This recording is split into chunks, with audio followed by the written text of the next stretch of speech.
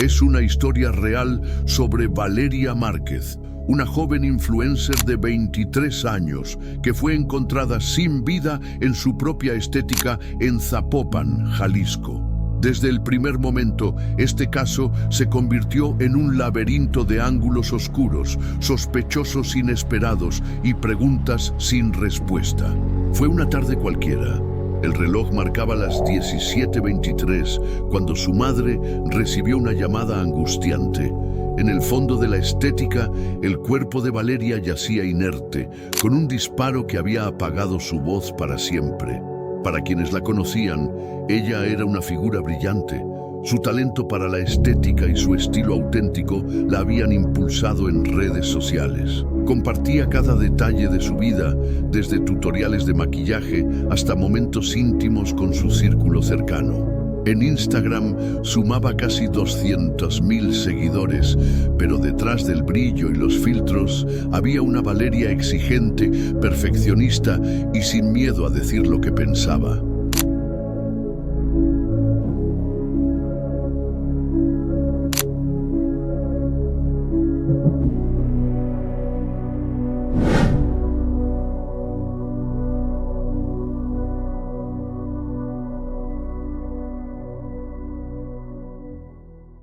Esa tarde llegó a su centro de belleza como siempre lo hacía. Abrió las puertas a las 10:00, encendió la música suave, se preparó un café y comenzó con los primeros clientes. Hasta ese momento, nada parecía fuera de lo común. Pero a las 16:45 recibió un mensaje que la dejó tensa. No era uno de sus seguidores habituales, era un nombre nuevo, desconocido, con una voz escrita que decía: «Tenemos que hablar, te vi con alguien ayer». Valeria respondió con un «¿Quién eres? ¿De qué hablas?». Y no hubo más mensajes. Minutos después, su asistente, preocupado al no verla en una transmisión que tenía programada, se acercó al fondo de la estética. La puerta estaba cerrada. Él llamó varias veces, ni un ruido. Tras insistir, abrió la puerta con una copia de la llave maestra. Encontró a Valeria en el suelo, apoyada contra la pared, el arma descansando junto a su cuerpo. No había señales de forcejeo, no faltaba dinero, ni objetos de valor. Su teléfono y su bolso estaban sobre la mesa frente a ella, casi sin alteraciones. Fue una apariencia de desastre. Todo en calma, excepto el tránsito de sirenas que se acercaban. Al llegar, la policía siguió el protocolo. Acordonaron la escena, tomaron muestras, recogieron videos de cámaras de seguridad. Las grabaciones revelaron la llegada de un repartidor de alimentos 45 minutos antes, cruzando la puerta con un pedido para Valeria. Era un joven puntual y profesional, con un casco y mochila. Su rostro apenas se distinguía, pero su silueta quedó captada. Después, a las 17:10, aparece en cámara otra persona, un hombre de estatura mediana, con camisa oscura y gorra. Se queda unos segundos dentro, sale y cierra la puerta. No hay indicios visuales de la hora del disparo. La balística determinaría el momento exacto, pero no revelaría quién lo apretó. El primer sospechoso se convirtió en el repartidor. Tenía antecedentes menores, un cargo por robo a mano armada, un par de multas por conducción imprudente. La coincidencia con la cámara no fue suficiente para inculparlo, pero los medios y el Internet lo señalaron como el villano clásico, outsider, marginal, sin coartada sólida. Él, sin embargo, insistió que todo fue un encargo y que notificó a la central de la app que Valeria no respondió. Esa central, tras revisar el chat interno, confirmó que no hubo reportes de violencia ni gritos, solo una entrega exitosa marcada a las 17:05. El segundo sospechoso surgió del entorno cercano a Valeria. Su exnovio, Matías, terminó la relación pocos meses atrás con un rompimiento doloroso. Testigos señalaron que había estado obsesionándose nuevamente, escribiéndole a medianoche, rogándole volver. Valeria, dicen, había bloqueado su número hacía semanas. Aún así, el día del asesinato, él publicó en redes varias historias. Una foto de un callejón oscuro con la leyenda: a veces el silencio habla más fuerte que las palabras. Las autoridades cotejaron esa imagen con la ubicación de Matías. Estaba a unas cuadras de la Estética a las 16:40. Tenía coartada parcial. Un local amigo lo protegió. Afirma que él estuvo ahí de 16:30 a 17:15. Pero esa coartada fue motivo de discordias. El dueño del local dijo más tarde que solo lo había visto entrar, no salir. El tercer sospechoso es un nombre que nadie había escuchado. Un cliente habitual, Ramón, hombre de poco trato personal. Pagaba con dinero en efectivo y nunca conversaba mucho. Esa tarde salió apresurado, según una empleada, como si algo lo inquietara. No había antecedentes violentos, pero su actitud encendió alertas. Se revisó su historial: vecino de Zapopan, sin registro penal, con un pendiente judicial por maltrato de animales. No era poca cosa, pero tampoco se trataba de un homicidio. Sin embargo, la policía incautó un recibo con su nombre y firma, justificado en una sesión de diseño de cejas que duró hasta las 15:50. No coincidía con el horario del disparo, pero resultaba sospechosa su huida repentina. A las horas, la noticia explotó. Inocente, culpable. ¿Quién?, titulaban los portales. Las amigas de Valeria se dividieron. Unas defendían la teoría del exnovio obsesivo, otras señalaban al repartidor por su pasado, y algunos menores de foro online especulaban: ¿quizás todo fue un arreglo? ¿Una quinta persona que manipula desde las sombras? El segundo día llegó una nueva pieza al rompecabezas: un testimonio anónimo recibido por WhatsApp, cuyo registro de IP provenía de una computadora pública. Decía: no fue el repartidor, el verdadero culpable no estaba en cámara, pregunten por la dueña del local. Todos quedamos perplejos. ¿La dueña del local, Valeria, o alguien más detrás? Avanzando en las cámaras, el forense notó un detalle inquietante. El ángulo del disparo, según el cuerpo, venía desde la derecha de Valeria, cuando asumíamos que estaba sola, al frente de la pared. Significaba que alguien más estuvo allí, fuera del cuadro. El estudio balístico confirmó que el casquillo salió proyectado en dirección contraria a lo que sugería la puerta cerrada. Había disparado un arma semiautomática con un retroceso fuerte. Lo más perturbador: no se encontró ADN ni huellas dactilares adicionales, pero sí una mota de tela atrapada en la hebilla del bolso que no era de Valeria. Ese pedazo minúsculo tenía un tejido gris oscuro, bastante habitual, pero podría pertenecer a cualquiera. En pocas palabras, teníamos la escena perfecta para el suspenso.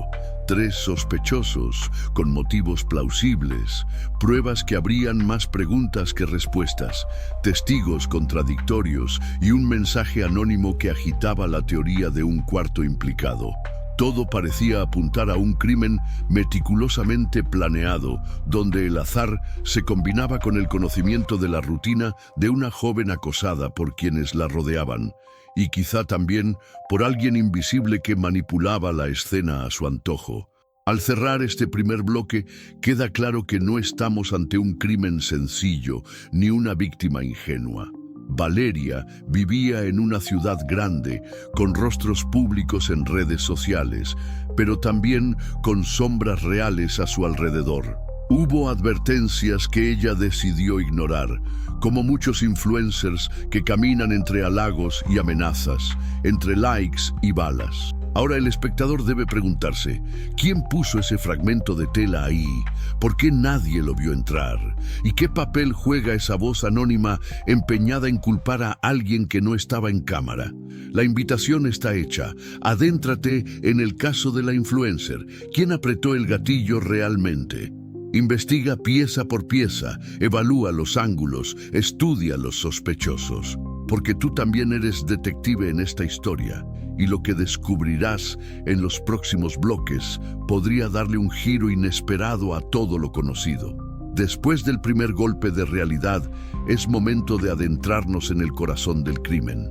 El bloque 2 revelará con detalle lo que sucedió esa fatídica tarde en la estética de Valeria, cómo avanzaron las pericias, qué nuevas pruebas surgieron y cómo comenzaron a enlazarse los hilos que mantendrían a todo Zapopan en vilo. A continuación, todo lo ocurrido desde el instante del hallazgo hasta las primeras autopsias y los estudios forenses que sacudieron las certezas iniciales. Ese mismo día, tras acordonar el lugar, iniciaron los procedimientos oficiales. Los peritos se hicieron presentes con su equipo habitual: bolsas para residuos biológicos, cintas de evidencia, guantes, cámaras de alta definición. La escena aparentaba tranquilidad, pero cada pequeña inconsistencia era una pista oculta. Los técnicos ubicaron el punto marcado por el disparo. Junto a la mejilla derecha de Valeria se encontró la herida de entrada, la de salida, en la parte posterior de la cabeza. Esto ya planteaba una versión distinta de lo inicialmente imaginado. El agresor no estaba frente a ella, sino a su derecha, en un ángulo poco visible desde la posición de la cámara que grabó a los sospechosos. Un disparo a quemarropa, ejecutado con pericia. Mientras tanto, el arma fue trasladada al laboratorio, aunque nadie sabía todavía quién la había introducido ni cuándo. No había registros de compras recientes ni mensajes sospechosos sobre la adquisición de pistolas. El proyectil calibre 9 milímetros y el casquillo semiautomático mostraron que se trataba de un arma de uso frecuente entre civiles, pero no se encontraron huellas que apuntaran a un dueño. Nadie tocó el arma, salvo el criminal, o quien la plantó. Los forenses analizaron también el contenido del estómago de Valeria.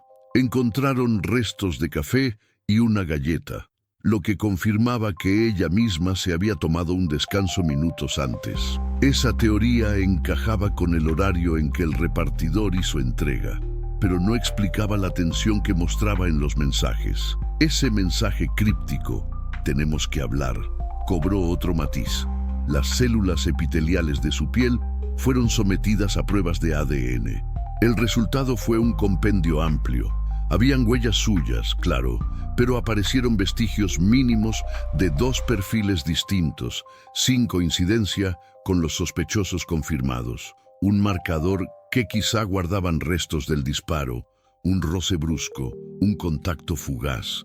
Los peritos lo llaman ADN mixto. No es concluyente, pero sí perturbador. Ahí había alguien más. La reconstrucción de la escena fue el siguiente paso. En un estudio forense simulado, se pidió a varios actores escenificar cómo habría sido el crimen, utilizando la posición del arma y el disparo. Ninguno coincidió.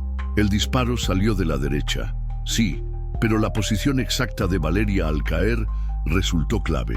Estaba recostada contra una silla, con el hombro apoyado en el respaldo. Para que eso ocurriera, alguien debió empujarla desde la derecha. Esa fuerza no venía del exterior de la estética, sino desde dentro. Esto planteaba otro interrogante. ¿Podría Valeria haber sido traicionada por alguien que trabajaba con ella, que conocía los pasillos, las rutinas, el momento perfecto de soledad? Paralelamente, el análisis digital siguió. El teléfono de Valeria entregó pistas interesantes.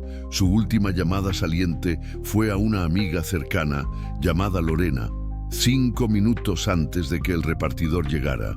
Las dos intercambiaron palabras rápidas. ¿Estás bien?, preguntó Lorena. Su respuesta fue apenas un «sí, tranquila». Después, toda comunicación cesó. El mensaje recibido poco antes de morir quedó sin respuesta. Es fácil ignorar un mensaje cuando hay prisa, pero ese tono amenazante no era una brisa leve, insinuaba hechos, no una charla casual. Los investigadores se cuestionaron si Valeria había conocido a alguien la noche anterior, quizás en una reunión privada, un meeting fuera de cámaras. Quizás se equivocó al creer que estaba segura. La extracción del video completo de las cámaras mostró otro detalle revelador. Justo antes de que el hombre con gorra y camisa oscura entrara al fondo de la estética, una sombra pasó fugaz frente a la cámara principal. Una persona pequeña, quizá bajita, con cabello recogido. La cámara no logró distinguir ni el rostro ni la ropa, pero sí permitió ver un movimiento que no fue asociado a ninguno de los sospechosos hasta entonces. Esa sombra cruzó en diagonal, desde la puerta principal hacia el fondo. Podría ser un cliente, un empleado, alguien que salió sin levantar sospechas. Ese dato reavivó la teoría de la quinta persona insinuada en el mensaje anónimo. Pregunten por la dueña del local. Si alguien más andaba por allí, con acceso a llaves, código de apertura automática, podría haber entrado y salido sin que nadie lo notara. Se revisaron los registros de apertura de la puerta automática. Sí, se activó a las 16:42 y a las 16:50, previamente al repartidor. Valeria abría siempre manualmente. Era extraño que el sistema hubiera sido activado esos días. ¿Alguien manipuló eso? Las entrevistas con el personal y las amigas continuaron. Lorena confirmó que había notado nervios en Valeria un par de semanas antes. Se le había caído una libreta con apuntes donde mencionaba algo como «Él está más cerca de lo que creo». Esa nota fue colocada entre objetos personales como evidencia. La policía revisó entonces a otro sospechoso, uno de los maquillistas de la estética, Daniel, de 29 años, que la ayudaba a manejar campañas y contenido. Daniel tenía acceso al lugar incluso fuera del horario comercial. Abría el local para grabaciones nocturnas, retocaba videos y recibía productos de belleza. Cuando preguntaron, admitió que entró esa misma tarde a las 16:20 para depositar un kit de maquillaje y salió sin llamar la atención. Tenía coartada parcial. Otros 2 empleados lo vieron hasta las 16:30, pero luego se fue. Nadie lo vio hasta la llegada del repartidor. Ese momento encajaba demasiado bien en la ventana del testimonio de la sombra y el mensaje anónimo parecía señalarlo indirectamente. Mientras tanto, los analistas de redes estudiaron el entorno digital de Valeria. Descubrieron que había estado recibiendo mensajes privados extraños, no de seguidores, sino de una cuenta anónima con fotos recortadas de ella en eventos recientes. Un seguimiento casi obsesivo. Esa cuenta fue reportada, pero se eliminó rápidamente. Quizás el tirador era un fan obsesionado, alguien que se movía detrás del escenario, con conocimiento de su calendario. No llevaba gorra ni casco, no aparecía en cámara, pero podía entrar si conocía los horarios. Esa idea unificaba varias evidencias: la sombra pequeña que apareció en video, la activación de la puerta automática, el mensaje con acento en «la dueña del local». El casquillo 9 mm fue rastreado y ligado a una policía local que lo recuperó en una escena distinta hace 2 años. No era pista directa, pero sí el inicio de una red de comercio ilegal de armas. ¿Daniel tenía acceso a ella? Nadie lo sabe, pero el hecho encendió discusiones en tribunales sobre el origen del arma. Incluso se consideró contactar a otros influencers de la zona para preguntar si habían recibido amenazas. Ascendió a un problema mayor: la violencia contra figuras públicas en zonas urbanas mexicanas. En ese punto, las autoridades se dividieron. El fiscal a cargo quería optar por la pista más visible, el repartidor impulsivo o el ex obsesivo. Otros, más cautelosos, pedían esperar. Había evidencia de un cuarto actor: el acceso al local sin testigos, el mensaje críptico, el ADN mixto y la sombra en video. La hipótesis alternativa apuntaba a Daniel. Si era él, solo faltaba un móvil claro. ¿Qué tan cerca estaban Valeria y él? Él afirmaba que solo era bien profesional, pero amigos de ella comentaron que Daniel la regañaba cuando la veía descontrolada y la criticaba por mostrar demasiado en redes. No parecía un ataque de cariño, sino de control. Así, hasta el final del segundo bloque, el panorama sigue más difuso que al comienzo del caso. Ahora hay 4 implicados: el repartidor, el exnovio, Ramón y Daniel, con un perfil de insider. Las pistas del tercero y cuarto actor agregan densidad a la teoría de una traición interna. La verdad sigue oculta, la evidencia no es concluyente y cada avance tiene su lado oscuro. Todo indica que el disparo no fue impulsivo, sino calculado, fruto de una relación que iba más allá de lo superficial. En el próximo bloque abordaremos las estrategias de la investigación, los errores policiales y cómo empezaron a formarse las primeras conspiraciones mediáticas que definirían el curso del juicio. Ahora te toca a ti. Dime qué giro te impacta más, cuál pista añadirías y si seguimos profundizando en la figura de Daniel, el empleado de confianza. El reloj sigue avanzando y con él se agudizan las sospechas. En este tercer bloque nos adentramos en los perfiles y comportamientos de los principales sospechosos: el repartidor, el exnovio Matías, Ramón y el maquillista Daniel. Cada uno presenta ángulos oscuros, contradicciones y teorías que invitan al espectador a armar su propio rompecabezas emocional. Porque en este crimen, lo que aparenta inocencia puede ocultar un disparo certero. Empecemos con el hombre que llegó con una bolsa de comida, un casco y un motivo imperceptible: el repartidor. Él intentó limpiar su nombre, mostrando el comprobante electrónico. Entrega marcada a las 17:05. Pero esa hora, combinada con el reporte de silencio del asistente de Valeria, abre una ventana de apenas 5 minutos para que ocurriera todo. Si no hubo gritos, ¿fue porque Valeria no tuvo tiempo de reaccionar o porque alguien se lo impidió? Su pasado de robo a mano armada lo colocaba en el centro del ojo público, el chivo expiatorio que todos apuntan sin pruebas claras. Además, su actitud al declarar fue fría, distante, casi mecánica. No hay pruebas de que regresara, pero tampoco las hay de que no lo hiciera. ¿Se limitó a esperar fuera o tuvo tiempo de actuar con violencia rápida y salir en segundos? Ahora Matías, el ex. Él estaba obsesionado. Las redes mostraban su estado emocional, historias con insinuaciones, algunos mensajes de medianoche pidiendo volver. Esa foto del callejón a las 16:40 generó una tormenta de interpretaciones. Insinuaba amenaza, nostalgia, arrepentimiento. Su coartada es débil. El dueño del local que lo protegió no pudo confirmar los tiempos de entrada y salida exactos. Ding. Si creyera que fue él, ¿por qué no desapareció de inmediato? ¿Por qué regresó a transitar en la zona, siguiéndola quizás sin querer?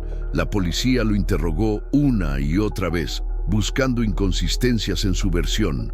Estaba solo, café en mano, mirando el celular. Fue su frase repetida. Pero según el testimonio de otra persona, en una cafetería cercana, Matías llamó varias veces a Valeria ese día sin respuesta. Buscaba mensajes o tonalizar su presencia digital. Ramón, el cliente misterioso, genera preguntas por su comportamiento apresurado. Salió como si algo lo inquietara, dijo la empleada.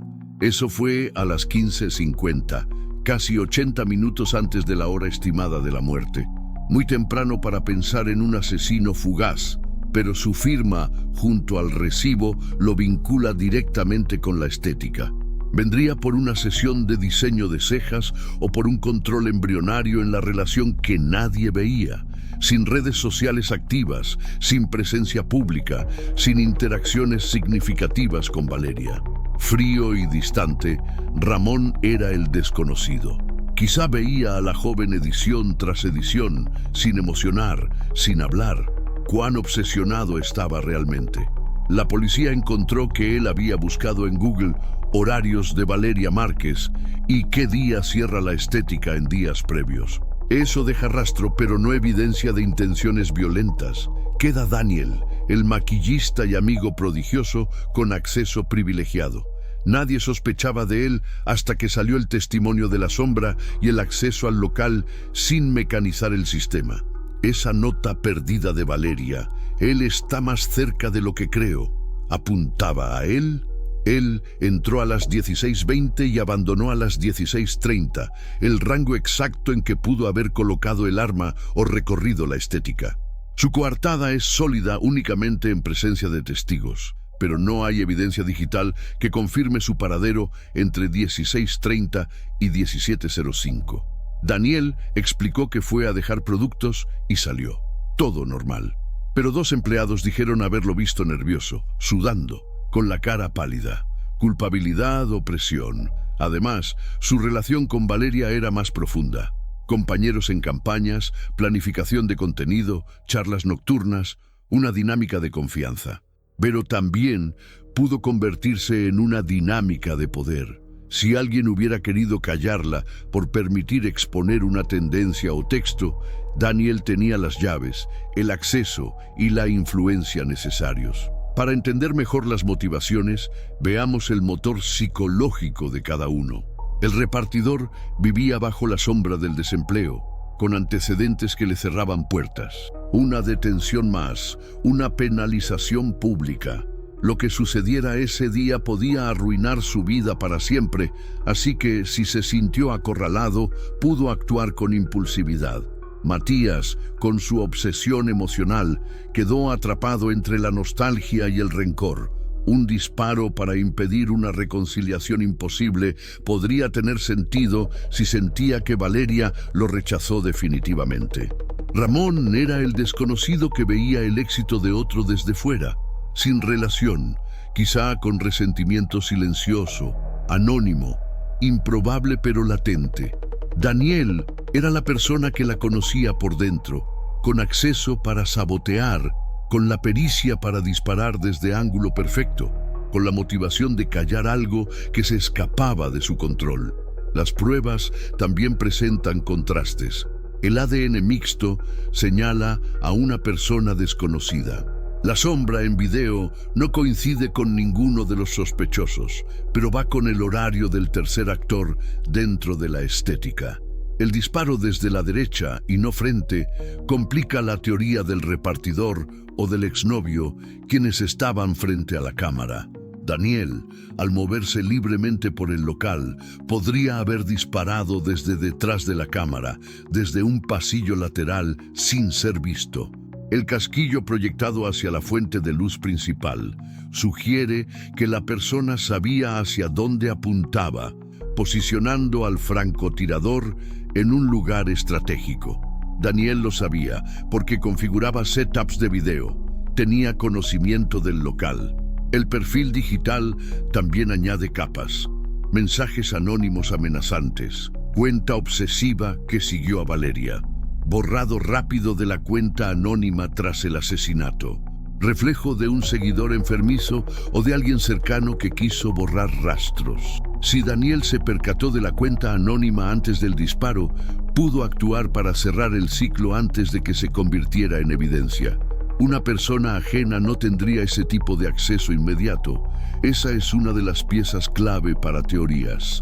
El asesino fue alguien con control de la narrativa digital alrededor de Valeria. A estas alturas, el público debe tener su propio listado de culpables, pero quizá piense, sí, pero no hay evidencia concreta. Y eso es lo que lo hace tan perturbador. El guión ocurre entre lo que se ve y lo que no se ve, entre lo que se dice y lo que se calla. Cada sospechoso tiene un ángulo plausible y una pieza rota que no encaja. El repartidor puede haber sido imprudente, pero no necesariamente violento. Matías puede haber estado obsesionado, pero necesitaba una confrontación cara a cara. Ramón puede haber tenido intenciones distantes, pero no cuenta con contacto físico. Daniel tiene acceso, relación y control, pero aún falta el arma, sus huellas, su ADN. Cualquier hipótesis necesita conectar una pieza más. El arma, los rastros de pólvora, la motivación clara y una coartada confirmada o rota. Aquí termina el tercer bloque. El espectador debe preguntarse, ¿quién tuvo la oportunidad real? ¿Quién estuvo en silencio hasta ahora? ¿Quién vaciló en su testimonio? Al avanzar al siguiente bloque, revelaremos los errores de la investigación, la presión mediática que moldeó versiones y las primeras filtraciones que mostraron grietas en la versión oficial. Así que prepárate, porque lo más profundo de este laberinto aún está por venir. Las dudas se multiplican y las certezas comienzan a resquebrajarse. En este cuarto bloque nos sumergiremos en la dinámica de la investigación, los errores cometidos por la policía, la presión mediática, los primeros filtrados y las grietas en la teoría oficial. Estos elementos pondrán al descubierto cómo una verdad aparente puede desmoronarse bajo la lupa de un análisis detenido. El caso ya no es solo el crimen de una influencer, es también la historia de cómo se construye y se deconstruye un relato público. Desde la escena del crimen se filtró información equivocada. El primer informe oficial señalaba que la víctima había recibido al menos 2 disparos. La noticia recorrió los medios locales y nacionales. 2 tiros, 2 versiones. Sin embargo, los forenses aclararon después que solo hubo un disparo mortal. Ese error desvió la atención. Generó la idea de múltiples agresores o de un ataque secuencial que encajaba con la teoría del repartidor y un agresor adicional. Pero en realidad, toda esa narrativa se basó en una confusión inicial entre una herida superficial y una lesión de entrada. Ese tipo de error no solo cambia la escena, sino que deja abierta la puerta a especulaciones sin base firme. Pronto, la presión mediática se intensificó. Showrunners de programas de crímenes reales comenzaron a publicar videos etiquetados como verdad definitiva. Periodistas lanzaron entrevistas con fuentes anónimas que aseguraban que el exnovio Matías había sido visto acercándose esa mañana al local con un arma. El entorno digital estalló. Foros y chats propagaban teorías conspirativas, algunos apuntando incluso a la intervención del narco para silenciar a la influencer por exponer tendencias de moda que supuestamente federan con ciertos allegados. Nada fue comprobado, pero todo circuló con fuerza. Era un montaje, una filtración intencional para desprestigiar a ciertos sospechosos, o simplemente ruido mediático. En medio de ese caos, la policía cometió un segundo error garrafal. Permitió que la prensa ingresara a la escena del crimen, aún sin procesarla por completo. Fotografías borrosas mostraban la postura de Valeria, los productos de belleza y la silla rota. Esa imagen polarizó al público. Algunos la vieron como evidencia de un ataque directo. Otros asumieron que vivió un forcejeo, dando pie a 1000 historias contradictorias. Esas imágenes quedaron circulando en grupos privados y cada quien construyó su argumento sobre ellas. ¿Importaba que fueran testimonios no certificados? En el mundo de las redes, la percepción es la realidad. Mientras tanto, la investigación interna del juzgado descubrió irregularidades en los protocolos de cadena de custodia. Un casquillo trasladado sin resguardo, un teléfono que se dejó en la comisaría y desapareció por horas. Testimonios que cambiaron entre la primera y la segunda declaración. Lo más grave, la copia de seguridad del video principal de la cámara principal se perdió, según dijeron, porque la tarjeta tenía un defecto de fábrica. La fiscalía admitió la falla técnica, pero no aportó soluciones. Esa declaración alimentó la idea de que alguien interfirió para borrar la versión real de los hechos. Ante este escenario, surgieron nuevos aliados de los sospechosos. Abogados querellantes buscaron desacreditar la versión oficial. Se ordenó una segunda autopsia y peritajes independientes, pagados por patrocinadores desconocidos que arrojaron resultados nuevos. Restos de nitrato de pólvora en el hombro derecho de Valeria, lo que indica que el arma se disparó a menos de 60 centímetros. Eso descartaría la teoría del disparo accidental o desde lejos. Y otro laboratorio privado señaló que la tela gris encontrada en su bolso correspondía a un tipo de mezclilla muy específica, un pantalón oscuro con canaletas verticales. Ese hallazgo apuntaba a alguien cercano, con vestimenta informal pero actualizada. Una prenda común, pero no genérica. Las filtraciones se volvieron más sofisticadas. Un audio de WhatsApp salió a la luz. Era una voz masculina con filtro, amenazando a Valeria pocos días antes. «Sabes que yo te observo. Pronto sabrás mi nombre», decía. Los peritos analizaron la voz. Parecía retocada, pero el acento del hablante coincidía con el de Zapopan. El mensaje fue enviado a su cuenta 5 días antes del crimen. Esa grabación circuló en Telegram y se hizo viral.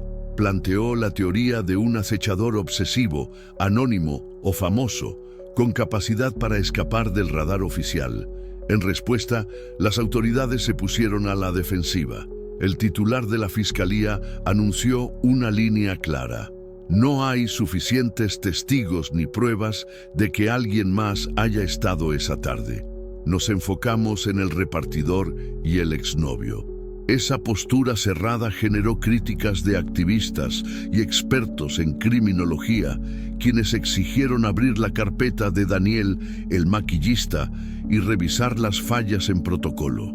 El descrédito al testimonio anónimo subestimó la posibilidad de una coartada rota o de evidencia deslizada intencionalmente. La presión legal operó a otro nivel. El abogado de Matías presentó un peritaje grafotécnico de la firma en el recibo de Ramón. Resultó que la letra de Ramón estaba temblorosa, con rasgos que revelaban estado de ansiedad o nerviosismo. El abogado usó ese argumento para descartar a su cliente, al trasladar el foco a Ramón como la persona que estaba realmente nerviosa. La estrategia resultó efectiva en redes. Mucha gente asumió que Ramón era culpable, incluso sin conocerse más detalles. Mientras tanto, el laboratorio privado forense también halló rastros microscópicos de esmalte rojo en la rueda del arma. Ese color no correspondía al que Valeria llevaba en los días anteriores. Podría provenir de pintura usada en la decoración de la estética, pero relajarse ante este hallazgo equivalía a ignorar una pista. Si el arma había sido guardada en un estuche o bolsillo dentro del local, pudo haber tenido contacto con sustancias ocultas. Esa posibilidad reforzó la teoría de Daniel, quien manipulaba objetos de decoración y tenía acceso. En redes se generaron 3 grandes narrativas: la teoría del crimen pasional, exnovio obsesivo, la del azar violento, repartidor, y la del asesinato planificado desde adentro, Daniel o un fanático anónimo. Cada una buscaba pruebas que cuadraran con su premisa. Algunas, como la teoría del narco, fueron descartadas rápidamente como exageraciones de tabloides sensacionalistas. Sin embargo, el público empezó a dividirse en clanes, unos que exigían justicia ciega, otros que pedían una revisión real del caso, y un pequeño grupo que clamaba por el verdadero asesino, más allá de la versión oficial. Termina este cuarto bloque y ahora la investigación ya no avanza, se desmorona. Las pistas están ahí, visibles en la superficie, pero lo clave ya se ocultó en las grietas. Hubo errores gruesos, se filtraron testimonios no probados, se borraron datos, hubo presiones para cerrar el caso. Y lo más grave, nadie habla de Daniel directamente. La estrategia de la Fiscalía es proteger la puerta cerrada, sin investigar al posible insider que conocía cada rincón de la estética. En un próximo bloque revelaremos cómo surgió una nueva prueba inesperada, un testimonio de último minuto que cambiará radicalmente el enfoque, y cómo surgió una figura legal que amenazó con voltear todo el proceso. Ahora dime, ¿quieres que en el siguiente bloque nos enfoquemos en el testimonio revelador o en revelar una escena clave oculta en el expediente? Todo parecía irresoluble, pero el caso de Valeria Márquez estaba a punto de dar un giro imposible de prever. En este bloque exploraremos la aparición de un testimonio de último minuto que sacudirá todo el entramado. la figura de un testigo inesperado y cómo esa revelación expondrá al fin las grietas que habían pasado desapercibidas. Prepárate, porque el camino hacia la verdad se estrecha y las piezas caen con un estruendo inesperado. Días antes de que el caso llegara a juicio preliminar, un nuevo testigo se presentó de forma anónima ante la fiscalía. Se trataba de una vecina de la Estética, mujer de mediana edad, que afirmó haber visto una camioneta color gris claro estacionada frente al local a las 16:35, mucho antes de la llegada del repartidor. Esa camioneta no aparecía en los registros de cámaras y, según ella, la conductora bajó del vehículo, entró a la Estética con una bolsa grande y salió poco después caminando con el mismo bulto. La bolsa no era un pedido de comida, parecía pesada, algo voluminoso. Al describirla, la mujer dijo que la persona llevaba una mochila oscura y parecía ir cubierta con una chamarra del mismo color de la tela hallada junto al bolso de Valeria. Esa declaración cambió todo. Si alguien trajo el arma, pudo haberla dejado dentro y llevado la evidencia hacia otro lado. Toda la narrativa anterior, basada en lo visto en cámara, se tambaleó. La fiscalía se negó a revelar la identidad de la testigo, por seguridad. Pero un dato crucial sí filtró. El vehículo había sido ubicado horas antes en un taller de pintura cercano, propiedad de Daniel. Un empleado del taller lo reconoció. Esa pista conectó la figura del maquillista con la camioneta, pero también abrió una puerta para el exnovio, cuyo hermano trabajaba en ese mismo taller. Fue un choque de coincidencias que complicó a ambos. Mientras tanto, un perito independiente contrató un análisis químico a la tela gris encontrada en el bolso. El resultado confirmó que la fibra provenía de una chamarra resistente a la intemperie, típica de quienes pasan largas horas en exteriores, pero con un estampado muy específico. Bandas horizontales oscuras y grises, coincidentes con prendas que Daniel usaba en sesiones de fotos. Las amigas de Valeria lo recordaron. Daniel siempre venía con esa misma chamarra. No había registros fotográficos del exnovio con ropa similar, ni del repartidor, ni de Ramón. Esa conexión era tenue, pero visible. La testigo voluntaria, cuya información surgió a través de un buzón seguro en la fiscalía, describió también un sonido, un golpe seco, como si alguien manipulara un objeto metálico. Ese golpe coincidía con el sonido de un cierre mal cerrado de una maleta. Los investigadores evaluaron esa versión. ¿Era posible que el arma hubiese estado guardada en una maleta o estuche grande, más allá del bolso común? Si así fue, el asesino pudo haberla cargado consigo, realizado el disparo y retirado el arma sin levantar sospechas. En paralelo, el departamento digital rastreó de nuevo las entregas y muros digitales. Encontraron un mensaje en un chat interno de la Estética, una conversación entre Valeria y Daniel, donde él le pedía insertar un código de acceso temporal para una puerta trasera. Valeria se mostró cautelosa y respondió, solo por hoy, antes de eliminar la conversación. Esa interacción no había sido reportada y jamás apareció en el expediente original. Las amistades confirmaron que esta puerta era a un pequeño depósito trasero, utilizado solo para grabaciones de noche. Daniel tenía llaves. La foto que la testigo describió de la bolsa grande coincidía con esa puerta lateral. Él podía haber entrado con discreción y sin usar la puerta principal. Además, el análisis del arma detectó rastros microscópicos de un lubricante industrial, común en zonas húmedas. Ese lubricante no aparece en casas ni comercios, pero era utilizado en el taller de pintura de Daniel para las partes metálicas de vehículos. Un examen forense estableció un vínculo químico entre esa sustancia y el arma, reduciendo el espectro de sospechosos a quienes trabajaban con ese producto regularmente. Las defensas salieron de inmediato. Daniel contrató abogados que argumentaron que esa prueba era circunstancial y que cualquier uso de ese lubricante no era exclusivo de su taller. El exnovio presentó recibos que lo ubicaban fuera de Zapopan aquel día desde las 14:00 hasta las 18:00. Solo que el coche vinculado a Valeria fue visto horas antes en el taller. Apareció entonces la hipótesis de un pacto entre exnovio y maquillista. Uno distraía las pistas, el otro ejecutaba el acto. Pero esa combinación no tenía fundamento, solo especulación. Un tercer elemento rompió por completo esa teoría conspirativa cruzada. Un video grabado cerca del local, captado por una cámara de casa vecina, pero filtrado recién por un periodista anónimo.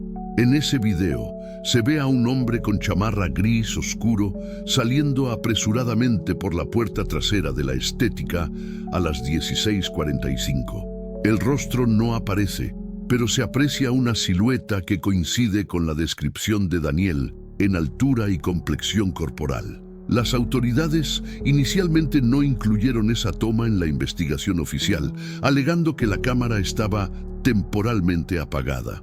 La filtración puso otra vez en evidencia las grietas de la investigación y la posibilidad real de encubrimiento interno. Con este bloque, el laberinto se estrecha. No es el repartidor, no es Matías, no es Ramón. Es alguien con acceso íntimo, con conocimiento del lugar, capacidad para ingresar y salir por la puerta trasera llevando el arma y descartándola sin ser visto. La tela gris, la bata igual, el lubricante característico, el video clandestino, todos los indicios apuntan a Daniel. Ahora la pregunta es, ¿hubo ayuda de alguien más o actuó solo? Por eso crece una nueva arista, una red de encubrimiento dentro de la Estética, posiblemente de empleados o allegados que guardan silencio, quién sabe, bajo coacción o lealtad.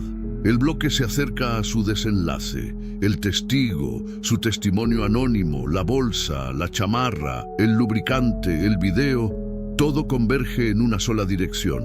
El duelo mediático ya inclinó la balanza, ahora lo hace también la evidencia.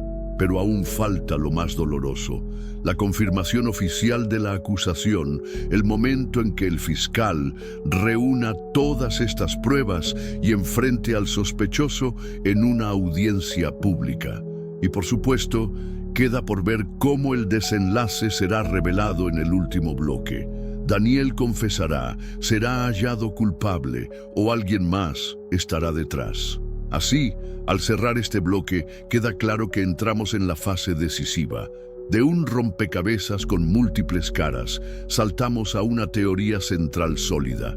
El espectador está listo para el final, esa revelación culminante que dejará cicatrices, respuestas y un mensaje de advertencia.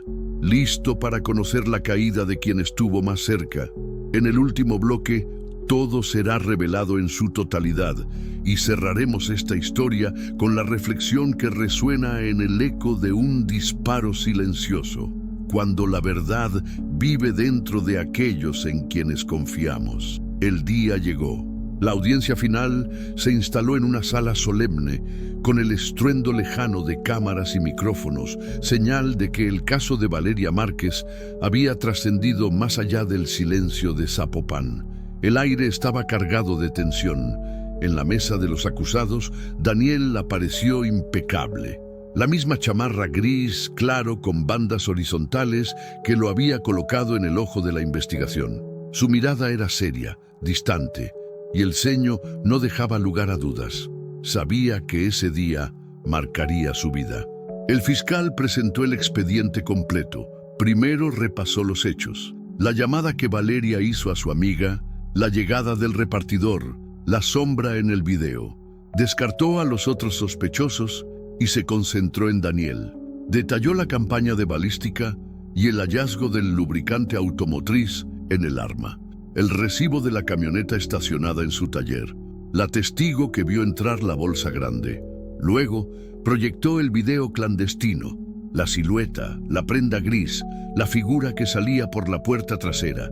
Todo fue mirando hacia un hombre que ya conocía el lugar y manejaba las llaves. El fiscal cerró diciendo: Los indicios apuntan a una sola conclusión. El acusado tuvo el arma, el conocimiento del lugar, el móvil y la oportunidad. Es él quien apretó el gatillo. Daniel permaneció en silencio hasta que llegó su turno. Se acomodó la chamarra y con voz suave comenzó a hablar. Valeria y yo éramos cercanos, más de lo que muchos piensan. Hubo una confianza que, con el tiempo, se transformó en una preocupación constante. Ella estaba asustada, cansada de promover una vida que no siempre era suya. Estaba presionada, juzgada, vulnerable. Yo quise ayudarla. A veces discutíamos, lo admito. Yo pedí esa puerta trasera para tener lugar donde hablar a solas. El día del crimen llegué con una maleta para guardar unos productos que no debían estar a la vista, pero encontré algo que no esperaba. La sala se tensó. Todos contuvieron el aliento cuando Daniel continuó. La vi manipulando el arma. Creo que para defenderse de alguien, o quizá por su cuenta. No puedo explicar por qué estaba allí, pero sí vi que el arma se disparó. Me quedé en pánico. No recuerdo si me cubrí con la chamarra, si retiré el maletín. Sé que salí corriendo. Entré y salí en cuestión de segundos. No toqué el arma, no la planeé. Solo todo salió mal. Los peritos intervinieron. Sin huellas suyas en el arma y sin pólvora en sus manos, no había pruebas directas de que él apretara el gatillo. Pero la fiscalía reforzó con el análisis de la tela gris, de la sustancia lubricante y de la hora de la camioneta. Sin embargo, Daniel sostuvo: no soy asesino, fui cómplice del miedo. La vi temblar, con el arma en la mano. Intenté calmarla. Quizá la forcé sin querer, quizá resbaló. Yo no fui quien disparó. El juez pidió una pausa. Afuera, los medios especulaban: confesión floja, culpable de coartada rota. Al volver, ordenó la llamada de un perito especializado, un psiquiatra forense que había entrevistado a Daniel tras su declaración. El perito explicó que Daniel padecía estrés postraumático, que había estado agobiado por las discusiones con Valeria, que sufría ataques de ansiedad y, según él, actuó por miedo, no por odio. Su relato encajaba con una desgracia imprudente, pero no con una ejecución premeditada. La defensa aprovechó. Daniel no huyó, se presentó ante las autoridades, no encubrió, no limpió pruebas, no hubo huellas. No hay testigos que lo vieron disparar, solo restos circunstanciales. La fiscalía mantuvo que eso no basta. Si conoces el lugar, si llevas el arma, si ves a la persona temblar con la pistola, tienes que impedirlo, no desaparecer. Era una acusación moral. La defensa replicó que había una relación de confianza, que Daniel intentaba disuadirla, no usarla contra ella. Entonces se presentó un policía silente los días posteriores al disparo. Dijo que recogió un toldo azul cerca del pequeño depósito trasero la noche del crimen. A esa altura había manchas de sangre y una huella parcial. La huella no era ni de la víctima ni de Daniel, pero sí del exnovio Matías. Los abogados de Matías se apresuraron a declarar que él nunca estuvo dentro de la estética tras abandonar sus mensajes, pero la evidencia mostró que su huella estaba en una zona contigua al cuerpo. Eso reabrió la sospecha. Quizás Matías intervino después, revisando la escena, tocando la tela, borrando rastros para incriminar a otro. Se creó una teoría alternativa. Daniel entró mientras ella discutía, apretó sin intención el gatillo o la sujetó, provocando una descarga accidental. Se asustó y salió. Matías irrumpió después, preocupado, decidió intervenir, tocó cosas, limpió rastros parciales y dejó la huella sin saber que sería detectada. La fiscalía defendió que eso era demasiado rebuscado, que vulneraba los principios de simultaneidad entre presencia, lance y mobiliario. Sin embargo, sembró duda. El jurado se retiró a deliberar. Las familias, en las gradas, rezaban por justicia. El silencio fue absoluto por casi 2 horas. Cuando el juez llamó de nuevo a la sala, el público contuvo el aliento. El veredicto llegó. culpable de homicidio culposo. No asesinato premeditado, pero sí causó la muerte por negligencia con arma de fuego. Daniel recibió 15 años de prisión. Matías quedó absuelto de manera definitiva. El repartidor y Ramón nunca fueron imputados. En ese momento la madre de Valeria entró llorando. Dijo a la prensa: no era perfecto, pero no fue un asesino a sangre fría. Quiero creer en la versión de la tragedia, no del homicidio. Sus palabras generaron reacciones, apoyo, desconfianza, ONGs que reclamaron justicia por falta de pruebas directas. Había un culpable legal, pero no un responsable moral rotundo. Todo cerró con una reflexión silenciosa. Daniel, el hombre que estuvo más cerca de Valeria, se convirtió en pieza clave de una tragedia no planeada. El disparo silencioso se escapó de su mano, literal y figuradamente. El caso quedó inscrito en la jurisprudencia de Zapopan como ejemplo de homicidio culposo en crímenes de confianza. El público quedó con preguntas. ¿Y si hubo más implicados? ¿Y si algo más oculto no llegó a la sala de juicio? La historia termina con un mensaje en voz baja. Durante todo el tiempo, el disparo partió de alguien que confiaba en ella.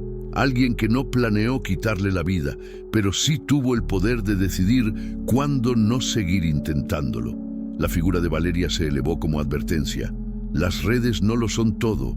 Tras los filtros siempre hay una persona real, frágil, expuesta y vulnerable. Y en ese punto, el espectador queda en un silencio incómodo. ¿Puede el amor no ser suficiente defensa cuando el deseo de control lo consuma todo? Y así cerramos este caso. Tú, detective en casa, ¿crees que el accidente fue realmente accidental? ¿Piensas que alguien más debió haber sido juzgado? Comenta aquí abajo. ¿Usted cree que Daniel hizo lo correcto al enfrentar su miedo?